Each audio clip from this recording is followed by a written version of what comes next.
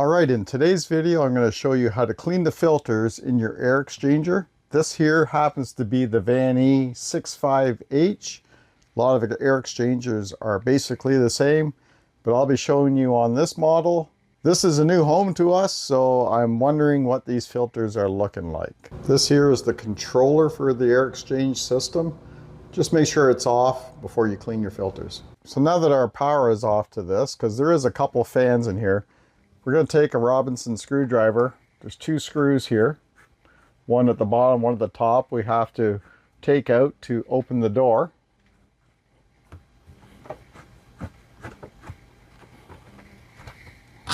There we have one screw, and then this one up here.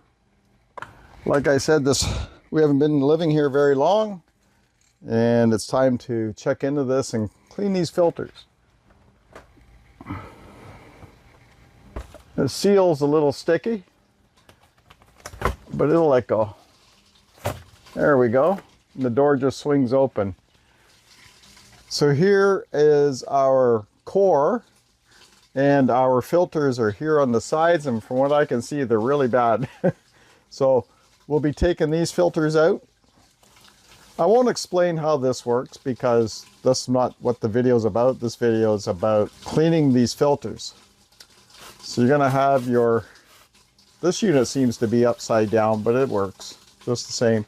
So here's our filters. If you look at these sides of the filters, they're really bad. And this one here, you can see there's all kinds of like little stuff in here, like little bugs and stuff. So this is probably the fan that draws the air in from outdoors. So we'll put these aside for now.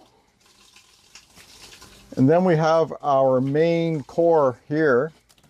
So to remove this core, see this here is like a styrofoam all the way around here.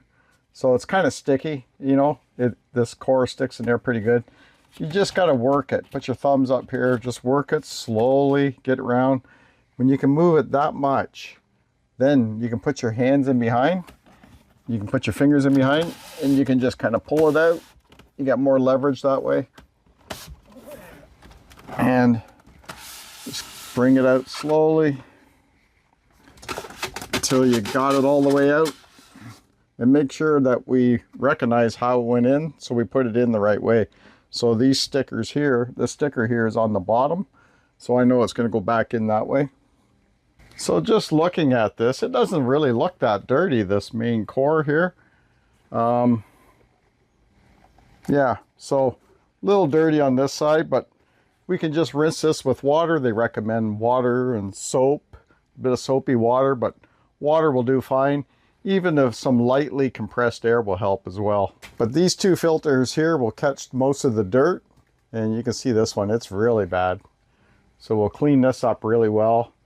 And I'll come in here with a shop vac, clean up some of the dust and bugs in here as well.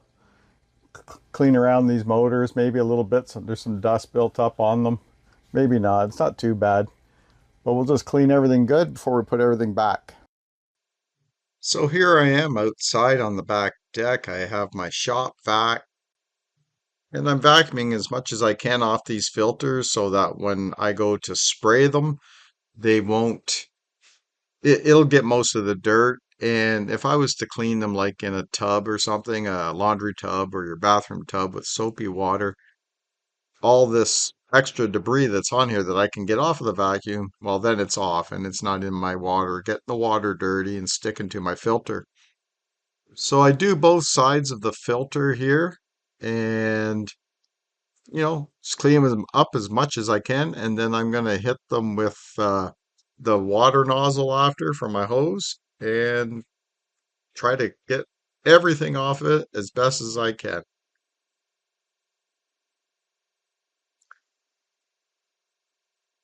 So here I am now with the water hose. Look at that dirty water coming off there. You can see the dirt running right down that filter at first there. And I just put the nozzle on like a strong enough spray, but nothing too crazy. And I hold the filter on an angle like this, so I'm not shooting directly at the filter. And it did a really good job of cleaning these filters. So now I'm going to let as much water run off of these filters as I can. I'm going to just kind of like squeegee it off of the filter. And then I'm going to shake them around and get all the water I can out of it. And then what I do after this is I'll set them up outside. Like there was a bit of a breeze here today. So I set them up in a chair so they can't blow over. And the sun was beating on them. There was a bit of a breeze blowing on them. They dried up really quick so that I was able to reinstall them. Then I took my shop vac back downstairs and I'm cleaning inside the air exchange box here, getting all the loose debris, bugs, whatever I can vacuum up, I vacuumed it up. And that way it doesn't end up back in my filter and my filter doesn't bung up really quick again on me. And it'll stay clean for a while. It doesn't take long to clean this up. All right, now we're going to put the core back into the air exchange. And we're going to put it in the exact way it came out. So again, make sure you make note of that.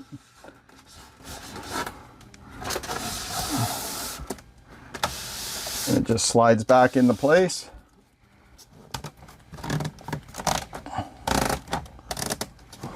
And there we go. Now we can put our other filters in.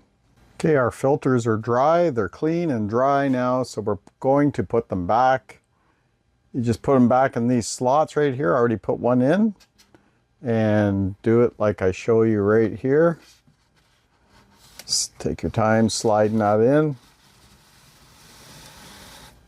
There we go. We got both sides in. Our filters are clean. Our core is clean. I vacuumed out debris and little bugs here in the box. Everything's back the way it's supposed to be. And that's basically it. Now we can close that up, put the screws back in the door, and our air exchanger is ready to use again. So there we go. Our air exchanger is ready to use again. I would probably check this every 3 months to make sure that it's clean. If you like this video, I'll have another video on cleaning electric air cleaners. I'll leave that video linked here to the right at the end of this video, and you can also see it down in the description below. Thanks for watching, and we'll see you on the next one.